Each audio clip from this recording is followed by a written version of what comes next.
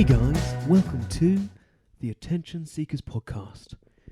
Your hosts for this evening are Jazzy Nate and the luscious Rosie DeLocci. Shut up. Come on. Di leche. Yeah, that's exactly what I said. I know. De leche. Thank you. Do I still, is that 5 in a row now? Am I doing it? You're still getting better. Like you've lost a couple of points in the last What? episode. But I they're think. jokes. I didn't mean to. Still not good. But we are here, Attention Seekers, episode 8. This one is episode 8. I Yeah. incorrectly thought the last episode was episode 8, but that was episode 7. Yeah. So this is episode 8, and we are talking about, guess what? Social media again. It's been a month of social media stuff. Definitely. And this time we're talking about how to know if your social media is working, because we all do too many things on social media for no reason, apparently, sometimes. And Well, I mean, that's what we opened the month with, isn't it? exactly. So People aren't thinking about the purpose behind their social media stuff. exactly. Go back and listen to it, guys, because it was an interesting episode. Again, But if I say so myself. Yeah. Maybe just listen to all of them. Right? Play it. We want to be listened to as you're falling asleep. We want to be listened to when you're driving your car, maybe on your commute. Right. We just want to be in your ears all times. Okay, that sounds a bit funny, but yes. So, in that episode, you were Right. speaking about the 4 big purposes of social media. Mm-hmm. You want to talk about them again? Yes, so they are brand awareness, community building, lead generation, and conversions. So obviously, depending on what the purpose is, the metrics that they track are going to be different, right? Yep.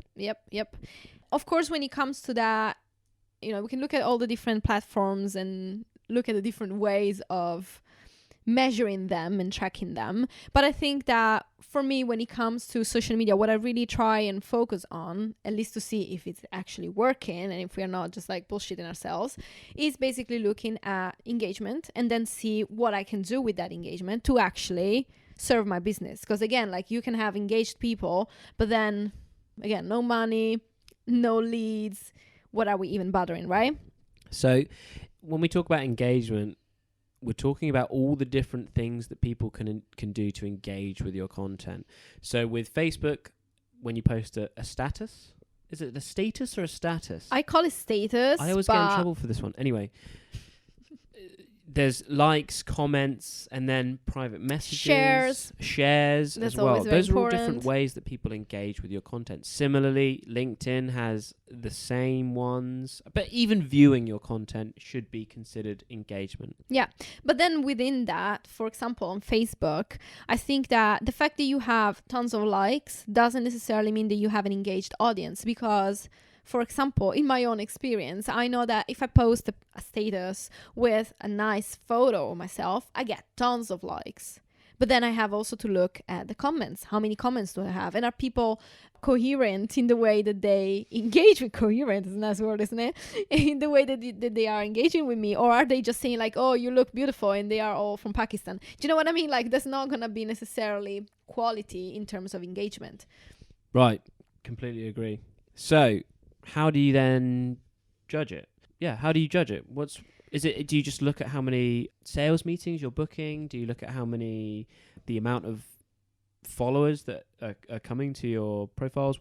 How do you even conceptualize this? Well, I think like it goes back to the purpose of the platform, right? But let's suppose again with Facebook, for me, it's all about lead generation and sales, really sales specifically. So I go and I look at, okay, how many people have engaged with me? So how many people have left a comment or have shared my post? And then I look at it, I'll go through the list basically, and I see if I can engage with these people personally. So maybe I send them a message just to say like, hey, thanks for commenting on that. Or if they had a question, sometimes I reply to them in a private way. I try to get them on a call with me. So in that case, I am kind of, it's a funnel that I am building in a way without really bothering with a proper funnel.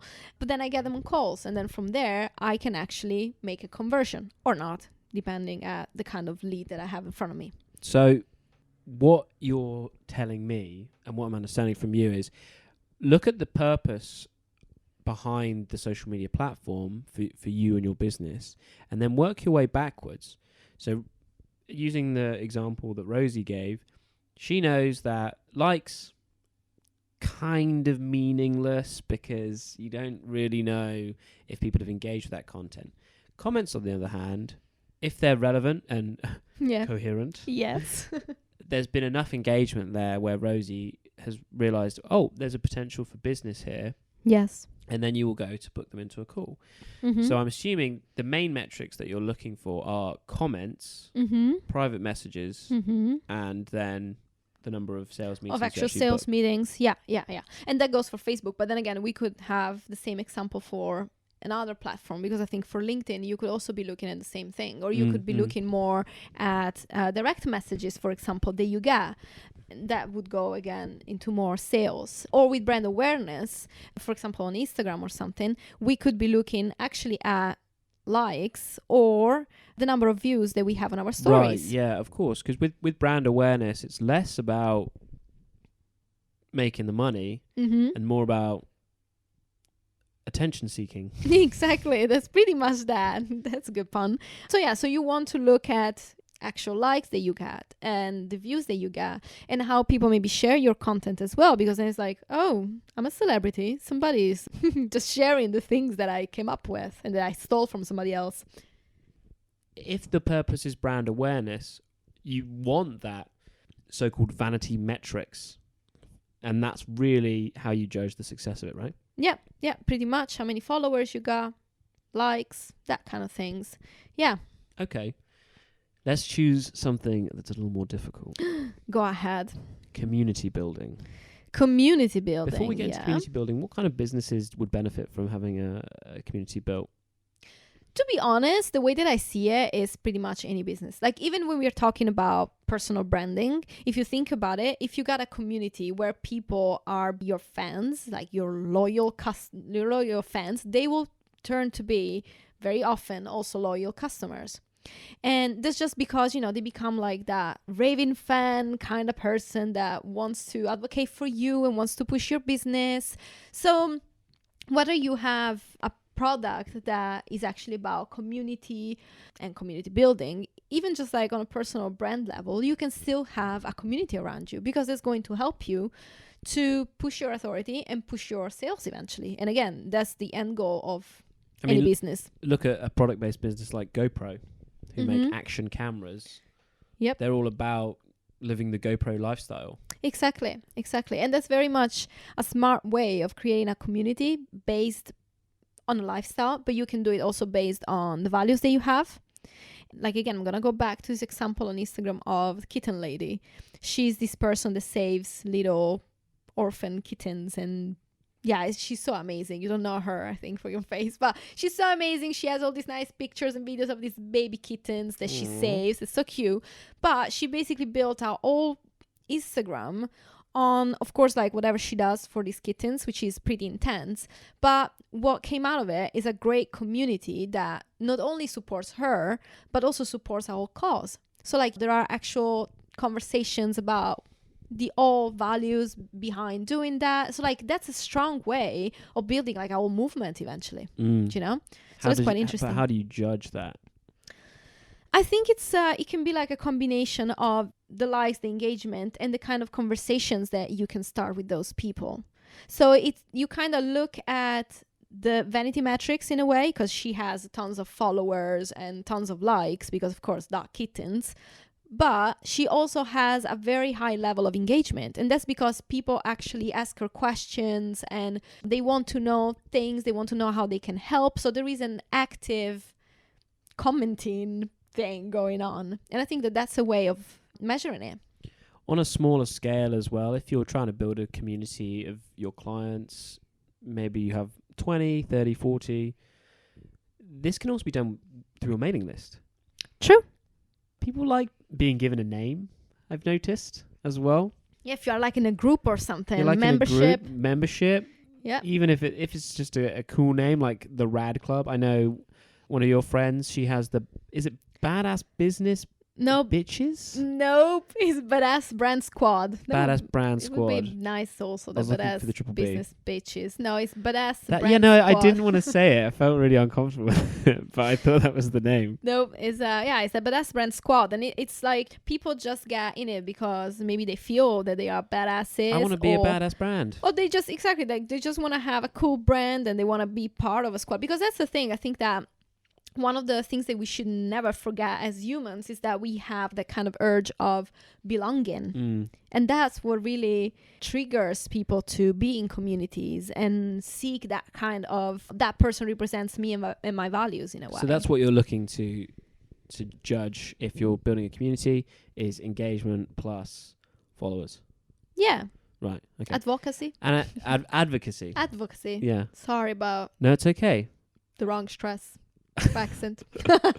I thought the community building one is really interesting because it's a little more based on the type of engagement that you're getting as well. Mm-hmm. It's not just likes, it's people asking a lot more in-depth questions and making sure that you're putting out the content that gets that kind of response, right? Yeah, totally. Okay, so the final one is, of course, because I've remembered this straight from the beginning, a lot of preparation has been done where we discussed it. It's lead generation. Lead generation, exactly. Lead generation is one of those that I think it goes back again to a combination of how much engagement you got and then the number of connections or consultations that you can book. Because you can have a platform where you create those leads. I'm going to go back to Facebook, for example, like even on LinkedIn, probably we can talk about it. You know, you can post something, you can have people engaging with you. You can then send them a direct message, or maybe they send you a direct message. I would actually disagree with you, Rosie. Oh my God, go ahead. I think the best metric for judging lead generation is to look at the number of visitors you have to a page or a site, and then look at the amount of people who then do something based on what you've asked them to do. So, for example, if I'm looking at lead generation, I know that Facebook is probably a bad platform for it because I'm not getting a huge amount of cold traffic.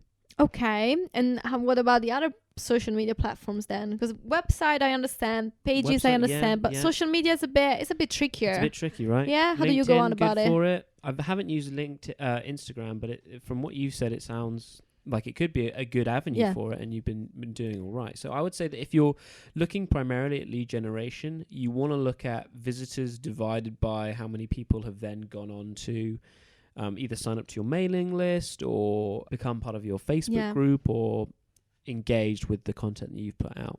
Interesting one. Okay, I'm going to give you that one. Yes. You're right. That's fine. All right. Nah. One to me, finally. Congratulations. After 2 months, 1 point. Shut up. Okay, did we cover everything? We've got everything there. I've written a little song for this occasion. Okay, go ahead. Hit me. Yo, Deleche, give me a beat.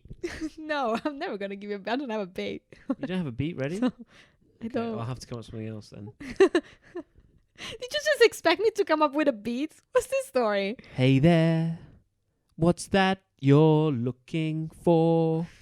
Is it a roundup of the ideas that we just spoke about? Yes, it is. And we call it the summary. I wish we had a Yes, we call it the summary. You're done? Oh my goodness, it's the summary. That was it? That's it. I think like we should have a camera at this point because, you know, it would be really, really cool. Or anyway, this summary, it's going to be also again like a complicated one to go through. No, but it seems pretty simple. Okay, go ahead. You do it. You do it then. So the four purposes for social media are lead generation, community building, conversion, and brand awareness. With brand awareness, the two metrics that you're really looking at are the number of followers and the number of likes. It doesn't have to be a heavy engagement. You just want people to know that they know. Yes. Right. Approved.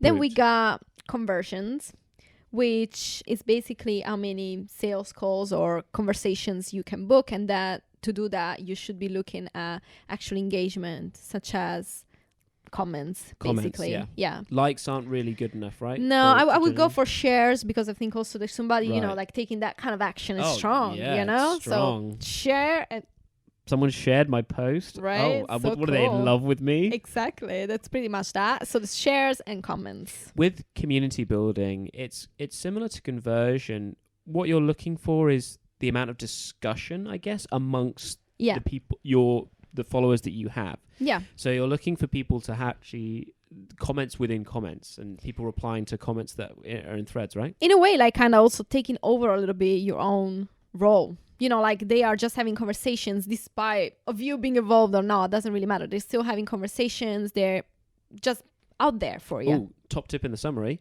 One of the things I've seen done particularly well is on Facebook in the communities where someone just posts a question.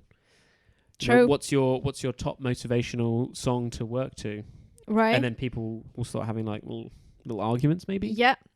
People just have arguments about anything really. Well, but, no, yeah. about like, you know, which NSYNC song is best to work to. Yeah, exactly. Bye, bye, bye. That's Backstreet Boys. No, No? it's NSYNC. Really? Bye, bye, bye. That one. Okay, yeah, it's NSYNC. Point number 2. Okay. And finally, we have the Lead generation, Ever you Wonderful Lead explained. Generation. Go ahead. What you're looking at is the percentage of... You're looking to have a high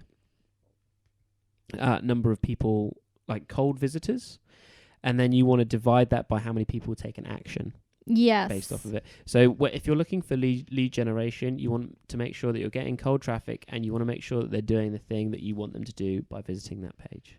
Sounds right. So I trust you on should it. see Rosie's face right now. She's literally glaring at me. She's like, "Oh, good job.